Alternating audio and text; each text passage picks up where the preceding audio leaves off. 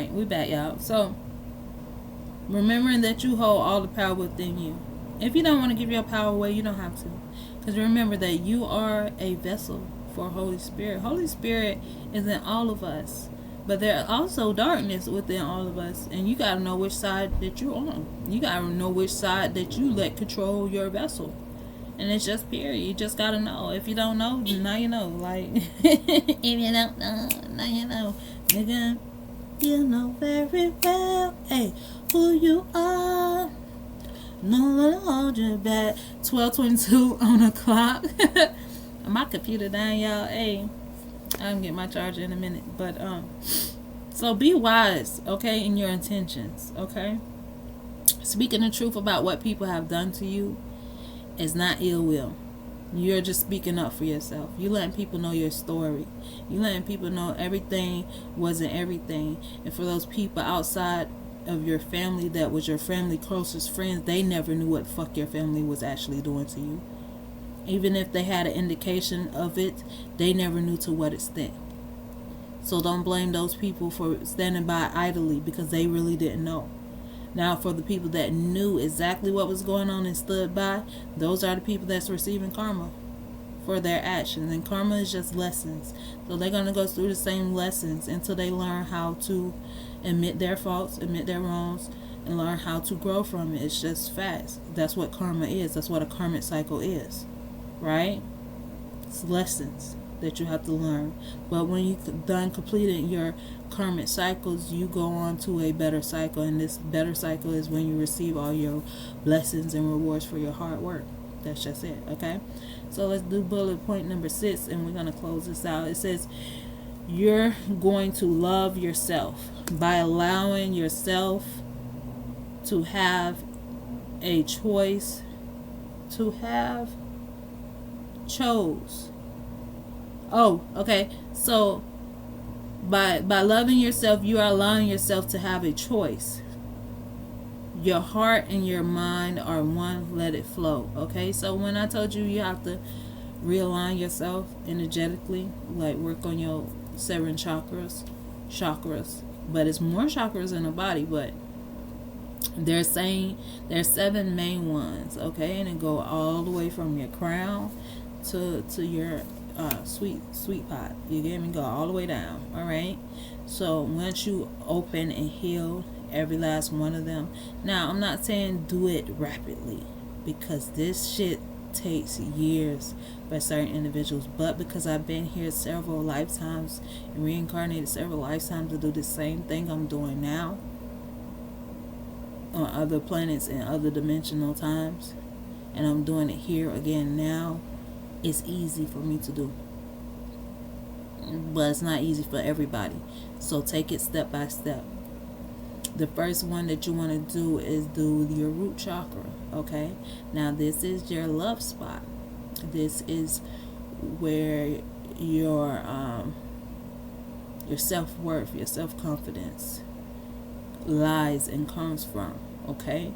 So once you know that's where it comes from, you want to heal that first. So if you was ever molested, raped, or taken advantage of sexually, you're going to have the most traumatic time with this remembering, because it's going to help you remember all the times you were SA'd, all the times you were taken advantage of, all the times that you gave yourself away and you really didn't want to do it. Like you really didn't want to do it and you went against yourself and did it anyway.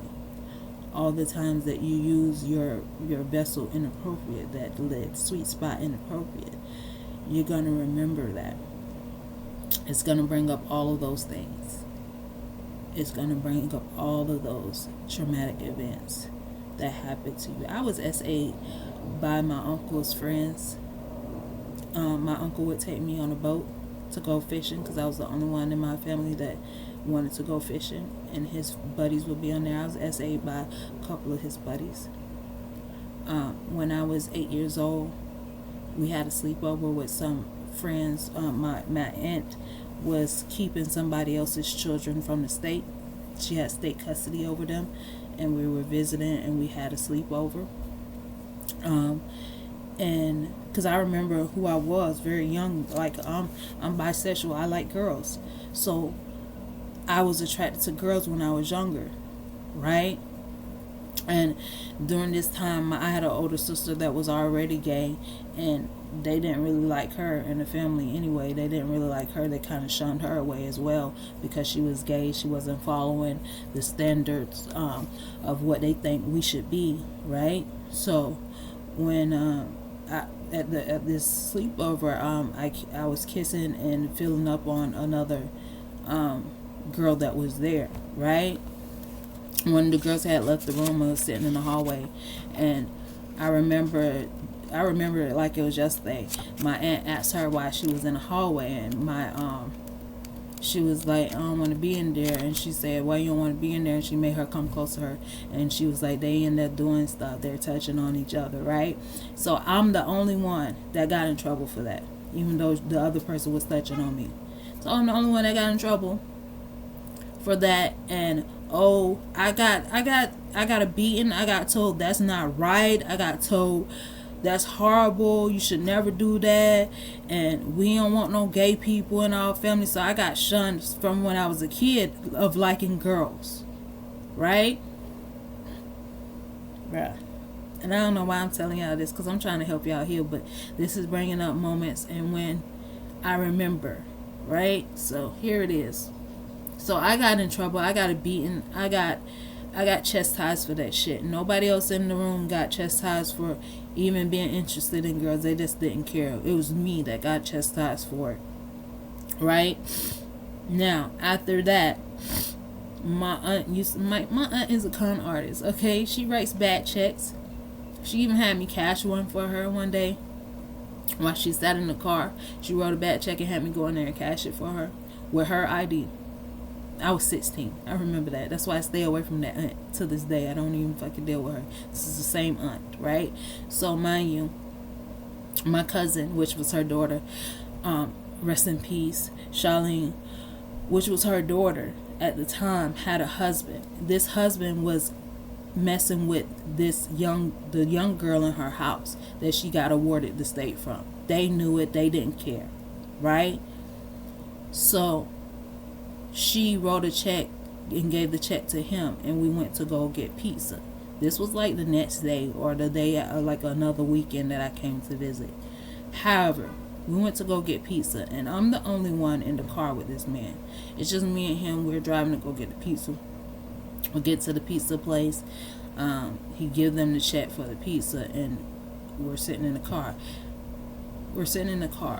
And we're waiting for the pizza. Obviously, the check was bad, so they called the police. And the police came in front of him, and he was like, yo, you can't get the pizza, da-da-da. This is a bad check. This is a fraudulent check. So my aunt already knew this shit. It's like she was trying to set me up for failure or some shit. Or, set us both up. I don't fucking know, right? And so after we couldn't get the pizza, he drove me to this fucking park out of fucking nowhere. I'm like, bitch, what the fuck? Why are we here? It was midnight. It was like dark as fuck out there at that park. And he tried to fondle me, okay? He tried to touch me inappropriately. And I was like, no. I got out of the car. I was like, what the fuck are you doing? I got out of the car and I started to run away. He chased me down and told me, oh, I'm sorry. And I was like, bro, just take me home. Like, I had him drive me all the way back to West Palm. My auntie stayed like out west somewhere. Part 2.